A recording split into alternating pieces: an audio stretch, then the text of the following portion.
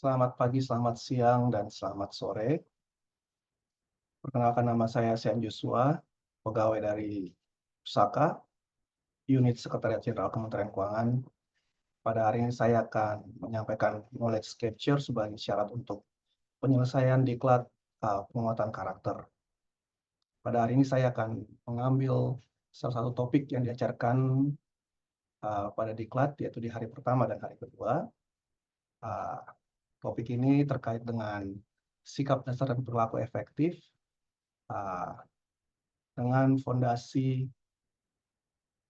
7 perilaku yang diambil dari salah satu buku yang sangat terkenal, yaitu buku Seven Habits of Highly Effective People. Buku ini ditulis oleh uh, Stephen Covey, diterbitkan pada tahun 1989 dan telah terjual lebih dari 15 juta kopi dan diterjemahkan ke dalam 38 bahasa. Buku ini sangat berpengaruh dalam pengembangan pribadi dan kepemimpinan, mengajarkan prinsip-prinsip dasar yang tidak hanya membantu kita menjadi lebih sukses dalam pekerjaan, tapi juga lebih efektif dalam kehidupan sehari-hari. Mari kita bahas satu persatu dari 7 kebiasaan ini. Yang pertama adalah be proaktif, yaitu bersikap proaktif. Kebiasaan pertama ini mengajarkan kita untuk mengambil tanggung jawab atas tindakan kita. Disampaikan bahwa orang yang proaktif tidak menyalahkan keadaan ataupun menyalahkan lingkungannya ataupun orang lain. Orang yang proaktif akan fokus pada apa yang bisa dikendalikan dan bertindak dengan penuh tanggung jawab. Habit yang kedua adalah begin with the end in mind, atau memulai dengan tujuan akhir. Habit ini mengajarkan kita agar kita selalu memiliki visi yang jelas tentang tujuan hidup kita. Dengan memulai segala sesuatu dengan tujuan akhir yang jelas, kita bisa memastikan bahwa setiap tindakan kita membawa kita lebih dekat kepada tujuan kita. Hal ini juga berkaitan dengan konsep memiliki misi hidup yang bermakna atau meaningful goals. Untuk habit yang ketiga adalah put first thing first, atau mendahulukan yang utama.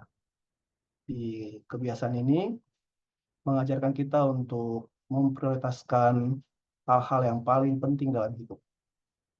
Kita tahu bahwa kita sering terjebak dalam hal yang mendesak tapi kurang penting. Untuk habit ini kita harus fokus pada hal yang penting, namun mungkin tidak mendesak, seperti pengembangan diri, keluarga, sosial, ataupun kesehatan. Habit yang keempat, think win-win atau berpikir menang-menang.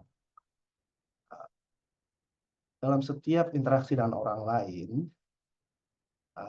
buku ini mengajak kita untuk selalu mencari solusi yang saling menguntungkan. Berpikir win-win berarti kita tidak hanya berusaha untuk menang sendiri, tapi juga memastikan orang lain mendapatkan manfaat. Ini dapat membangun rasa saling percaya dan kerjasama yang lebih baik.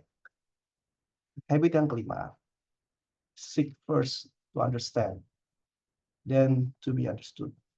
Berusaha untuk memahami terlebih dahulu, baru dipahami. Kebiasaan kelima ini mengajarkan pentingnya mendengarkan dengan empati sebelum kita berbicara. Dalam kita berkomunikasi, sering kita lebih fokus bagaimana menjawab daripada benar-benar memahami apa yang orang katakan. Buku ini menekankan habit kelima terkait pentingnya memahami perspektif orang lain agar komunikasi bisa lebih efektif dan solusi yang didapatkan lebih tepat. Habit keenam adalah synergize atau sinergi.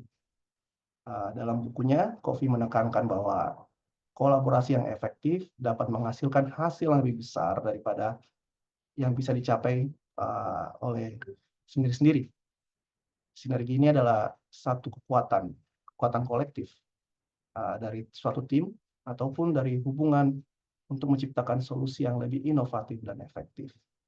Dengan menghargai perbedaan dan menggabungkan kekuatan, kita bisa mencapai hal-hal yang luar biasa.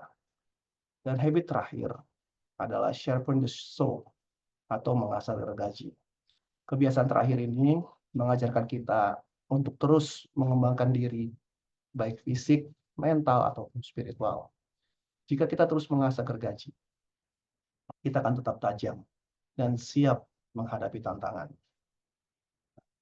Kofi menekankan pentingnya menjaga keseimbangan antara pekerjaan dan pengembangan diri untuk jangka panjang. Sebagai kesimpulan, dengan menerapkan ketujuh habits tersebut, kita dapat menjadi pribadi yang lebih efektif dan seimbang.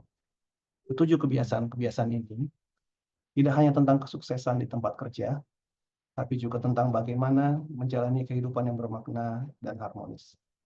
Selain itu, 7 habits ini membantu membangun karakter yang kuat, yang merupakan fondasi kepemimpinan yang efektif.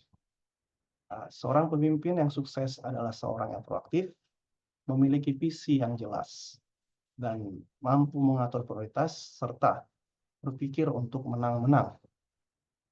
Lalu dengan mendengarkan dan memahami orang lain terlebih dahulu, seorang pemimpin menciptakan rasa saling percaya, sehingga sinergi dalam tim dapat berkembang dengan baik, karena seorang pemimpin mampu menghargai perbedaan dan mengelola kekuatan kolektif dari tim tersebut. Dan yang terpenting pada akhirnya, seorang pemimpin harus terus mengasah gergaji untuk selalu berkembang dan siap memimpin dengan bijaksana di berbagai situasi. Demikian knowledge capture yang saya paparkan untuk merupakan syarat untuk menyelesaikan diklat penguatan karakter angkatan 6. Terima kasih atas perhatiannya.